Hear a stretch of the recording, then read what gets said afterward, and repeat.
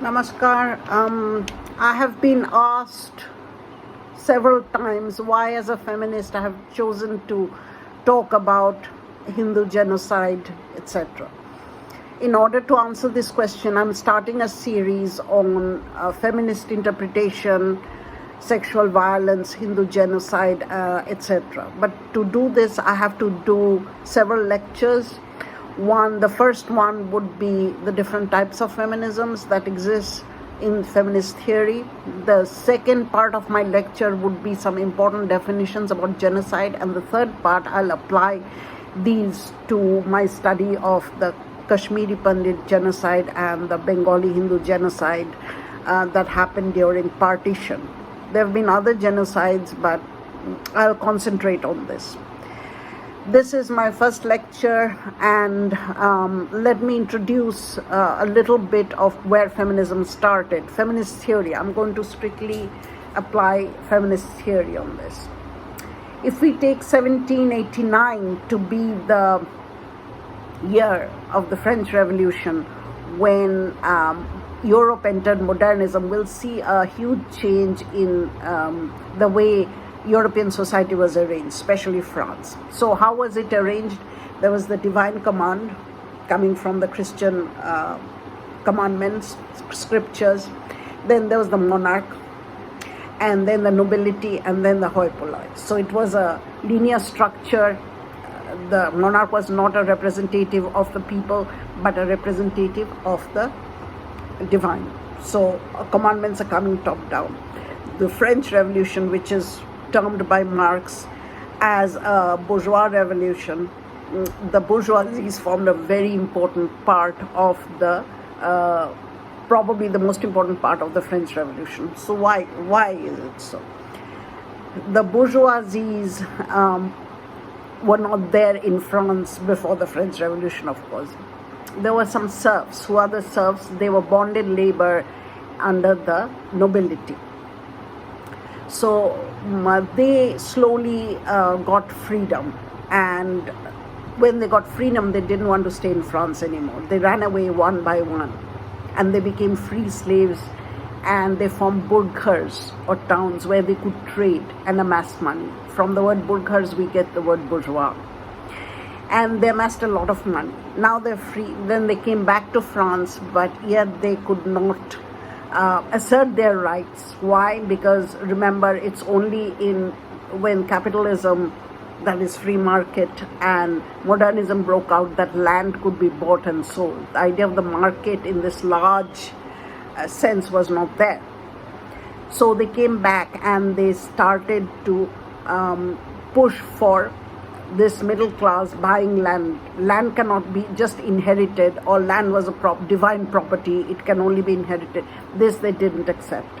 And eventually it led to the French Revolution. So Marx says that land is, the bourgeois, the French Revolution is a result of excess of money. They had lots of money but no rights.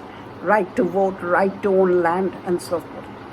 But the bourgeoisies, who were the previous serfs, wasn't a large enough class to make the revolution. So what did they do? They took the working class, the peasants with them, who were also disenfranchised by the monarchy and the oppression of the monarchy, and the French Revolution happened. What is the most important thing in French Revolution? Secularism. Let us try to understand what secularism is. It's not what people say in everyday language. Secularism is a division between the public sphere of the state, where the state would rule, and a private sphere where people can practice their religion. So a public-private binary dichotomy was created, and society was rearranged. What is in the public sphere? You can practice your religion, which is mainly Christianity in France. You can trade. Market became more a private thing. Your family is private. You can choose your family without the interference of the state. Of course, the state law will surveil all of this. And you can associate, have a civil society outside of the gaze of the state. So the monarchical state is gone. Who is the state? The state is a representative of the people. So you have a public sphere of the state, which will stay away from your religious practices, your family, your civil society, your market, and your everyday cultural life. But in reality, that kind of split never happened. The state is always surveilling. This is how post-French Revolution society was rearranged in Europe. And the other thing was the market became huge. People used to trade before, but mostly all the things, for example, the clothes that I'm wearing, the food that I eat, all was homegrown mostly. They had use value. We produced them to use them, but now they have what Marx would say exchange value. We grow food in large quantity to sell them and make profit. We weave clothes but to sell them and make profit. So the market increased. It is in this context that we have to understand feminism.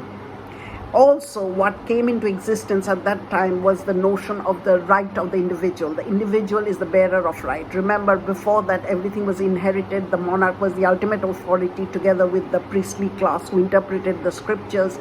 There's no such thing as a law based on rationality. The monarch, the state, was not a representative of the people. So, what happened is they gradually, as they separated, secularism came in, the public-private dichotomy, the bourgeois class started to practice in a different way than the old feudal lords would practice. It is within this context we have to understand the first feminist revolution. So this is just the introduction. I'll bring in the feminist movement in the context of this lecture. Thank you.